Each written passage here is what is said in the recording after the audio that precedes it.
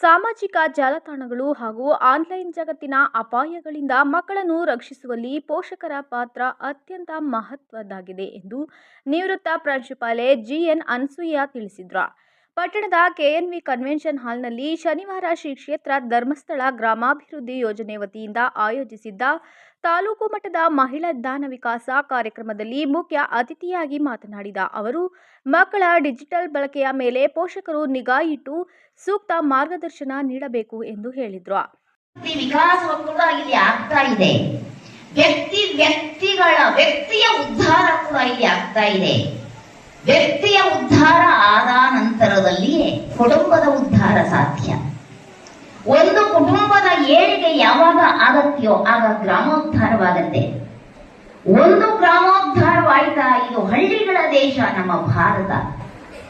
ಒಂದು ಹಳ್ಳಿ ಮತ್ತೊಂದು ಹಳ್ಳಿಗೆ ಮಾದರಿಯಾದರೆ ಹಳ್ಳಿಗಳು ಉದ್ಧಾರವಾಗತ್ವೆ.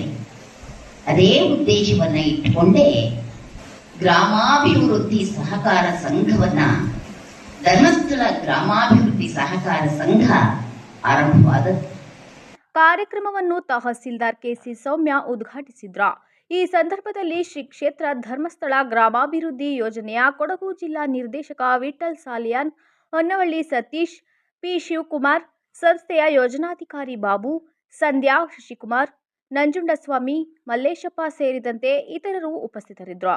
ಇದೇ ಸಂದರ್ಭದಲ್ಲಿ ಶ್ರೀ ಕ್ಷೇತ್ರ ಧರ್ಮಸ್ಥಳ ಗ್ರಾಮಾಭಿವೃದ್ಧಿ ಯೋಜನೆಯ ವತಿಯಿಂದ ಬ್ಯೂಟಿಷಿಯನ್ ತರಬೇತಿ ಪಡೆದ 20 ಮಂದಿ ಮಹಿಳೆಯರಿಗೆ ಪ್ರಮಾಣ ಪತ್ರ ವಿತರಣೆ ಹಾಗೂ ತರಬೇತಿ ನೀಡಿದ ಪ್ರಿಯಾ ಪಾರ್ಲರ್ನ ಆಶಾ ಶ್ರೀನಿವಾಸ್ ಅವರನ್ನು ಸನ್ಮಾನಿಸಲಾಯಿತು.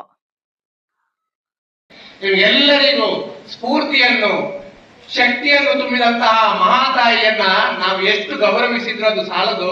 ಕಾರ್ಯಕ್ರಮವನ್ನ ಮಾತೃಶ್ರೀ ಹೇಮಾವತಿ ಅಮ್ಮನವರು ಹುಟ್ಟುಹಾಕಿದ್ರು.